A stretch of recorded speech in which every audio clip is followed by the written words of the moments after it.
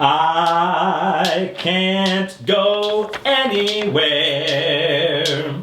Let's take a look in her books. It's Casey's Rainbow. Casey's Rainbow.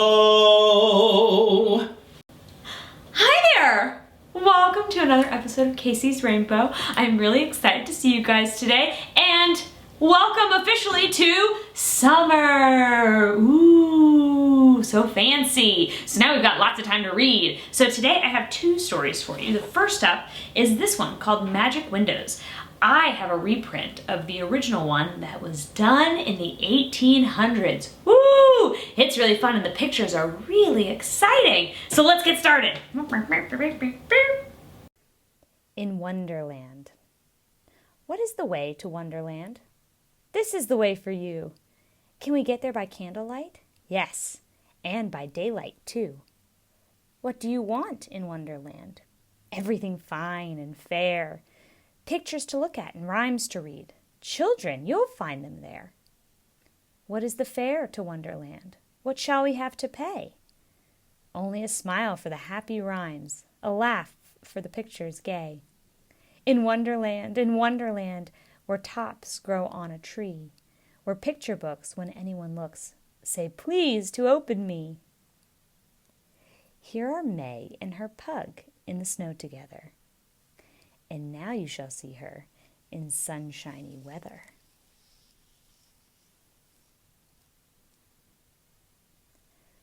Three little kittens. "Oh, do come out and play with us," three kittens said one day, as round a splendid bowl they sat and watched the goldfish play. "Your home must be so dull and cold and very damp," they cried.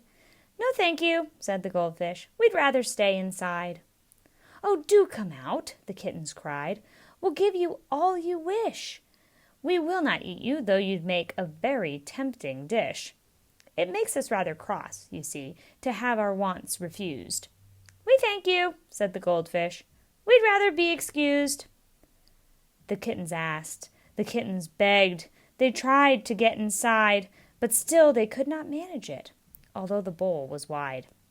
At last in anger off they went, in search of other play. "We thank you," said the goldfish. "Good day to you. Good day." Three merry little fisher folk, fishing with glee. Turn the picture round. They've caught some fish, you see.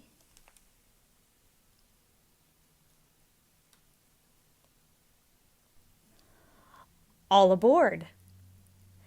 Five jolly little folks, going for a row.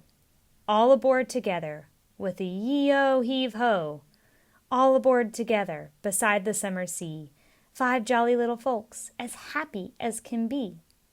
Tommy is the captain, the others are his crew.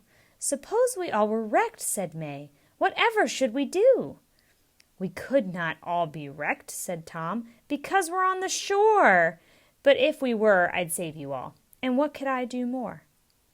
Pull the tab, and underneath another picture see. Two jolly little folks, as wrecked can be. When the wreck is mended, of course it's very plain. Five jolly little folks will go to sea again. We're off in the good ship Nancy Lee to rescue a maid from the deep blue sea.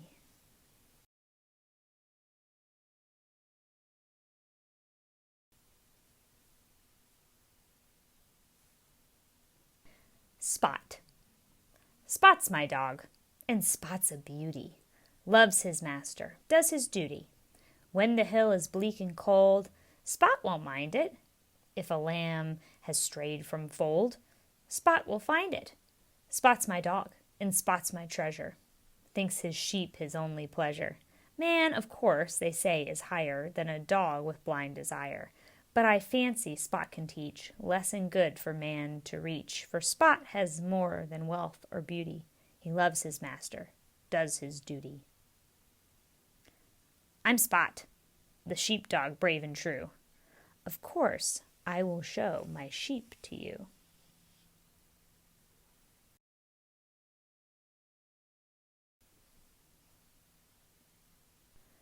Hide and seek. Hunt the slipper here and there. Hunt the slipper everywhere. Rover says he must play too. Comes and snatches up the shoe. Dolly quite neglected lies. Pussy stares with startled eyes, hearing Mary laugh and shout, wondering what the game's about. See them sitting in a ring. Hark! Their merry voices sing. Looking here and looking there, hunt the slipper everywhere.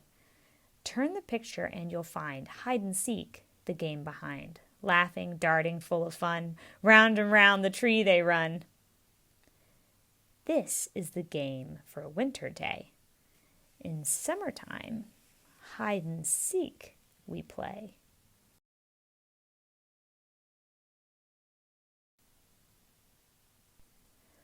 The world turned upside down. When duckies leave their farmyard pool and go just like these three to study at a quack-quack school the art of ABC, with the old white drake to teach them sums in a college cap and gown, oh, you'll agree with me 'twill be the world turned upside down.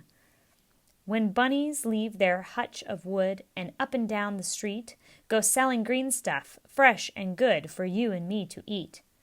When they're carrots fine, a penny a bunch, you hear them loudly shout, oh, you'll agree with me 'twill be the world turned inside out.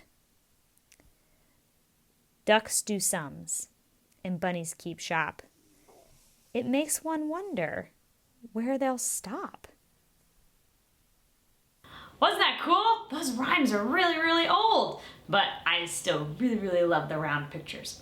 Next up, in Disney's Storybook Collection, Volume 2, we are doing a story, but the book is upside down. How crazy is that? So that is called a misprint, and it does not make this book any more valuable, sadly.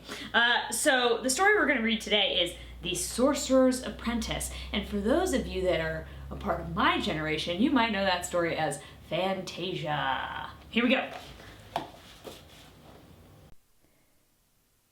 The Sorcerer's Apprentice. Long ago, in a long-lost land, there lived a man of magic. He was known far and wide as the Sorcerer. All the powers of the world were at his command: fire, water, wind, and earth.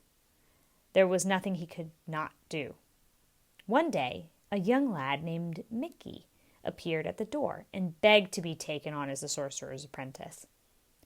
I have no time to teach you tricks, the Sorcerer muttered as he searched impatiently for his magic hat.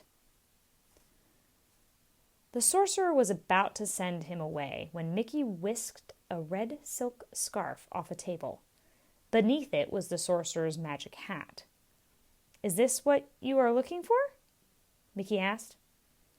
At that, the Sorcerer realized that perhaps he could use a bright young apprentice.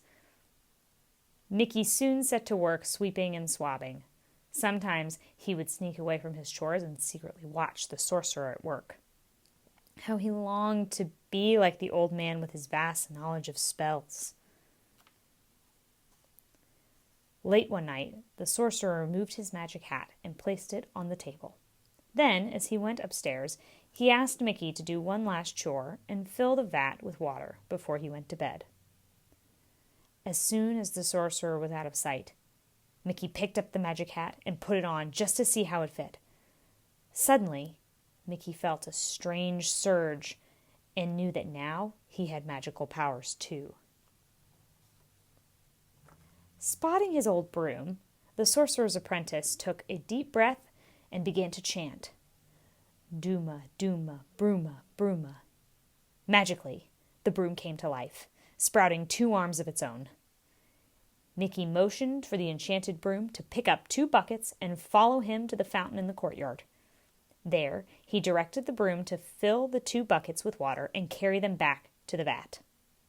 Since the vat was quite large, Mickey had the broom continue to fetch more water. Quite pleased with himself, Mickey settled back in the Sorcerer's big chair to enjoy a few minutes' rest. He soon fell asleep to the soothing sound of water splashing into the vat. In his dream, Mickey slowly ascended to the top of a pinnacle. Above him was a starry sky, below a silken sea. With a flutter of his fingers, Mickey made the stars circle around his head like a crown of fire. Then he leaned over the water and drew the tides to him. The waves were lapping at his feet. Mickey awoke with a start, waist high in water. The broom was still filling the vat with water. He watched in horror as the water came cascading over the rim. "Stop!" Mickey cried. "Halt!" But the broom neither heard nor heeded. In desperation, Mickey picked up an axe and broke the enchanted broom into many pieces. Mickey left the room and shut the door. But just then, each of the broom splinters began to come alive. Soon there was an army of marching brooms, each with 2 buckets. Mickey heard the noise and opened the door, a crack to peek inside. A parade of brooms trampling right over him. As the brooms steadily poured more and more water into the vat, Mickey frantically bailed the water out a nearby window. But it was no use.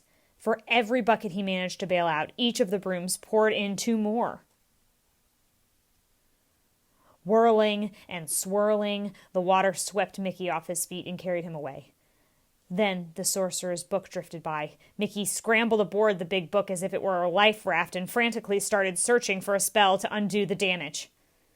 Suddenly, a beam of white light pierced the darkness. Mickey looked up, and there, on the stairs, stood his master. Slowly, the sorcerer raised his arms. He murmured some words, thrust both arms straight out, and pointed his fingers at the terrible torrent. Instantly, the raging sea parted, and the waters began to recede. And when the last swirl of water had vanished, there Mickey stood, wet and shivering, in a shallow puddle. As Mickey gazed up sheepishly, the sorcerer stared down at him with cold, angry eyes. Mickey took off the magic hat and returned it to its owner. Then, with downcast eyes, he rushed off to complete his chores.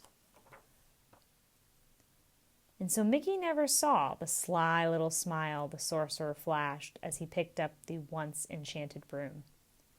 But from then on, the sorcerer found a few minutes each day to teach his pupil the true uses of magic.